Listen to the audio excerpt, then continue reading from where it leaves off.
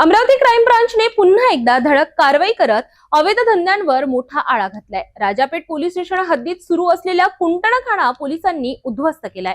अमरावती शहरात गुन्हे शाखेने मोठी कारवाई करत अवैध कृत्यावर कारवाईचा बडगा उगारलाय।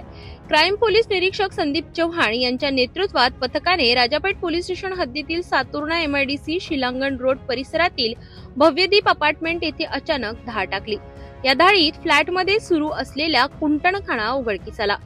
पोलिसांनी घटनास्थळावरून कुंटणखाना चालविणाऱ्या महिलेसह 2 तरुणी आणि 2 ग्राहकांना ताब्यात घेतले आहे। ही कार्यवाही अत्यंत गोपनीय पद्धतीने पार पडली असून पोलिसांच्या या धाडसामुळे परिसरात मोठी खळबळ उडाली आहे। स्थानिक नागरिकांनी पोलिसांच्या या कारवाईचे स्वागत केले असून अशा अवैध धंद्यांवर कायमस्वरूपी आळा बसावा अशी मागणी केली जात आहे। दरम्यान या प्रकरणाचा पुढील तपास गुन्हे शाखेकडून सुरू असून आणखी काही धागेदोरे समोर येण्याची शक्यता वर्तवली जात आहे।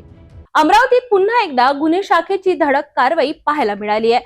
अवैध धंद्यांवर कारवाई करत पोलिसांनी स्पष्ट संदेश दिला आहे की अशा कृत्यांना कोणतीही माफी नाही।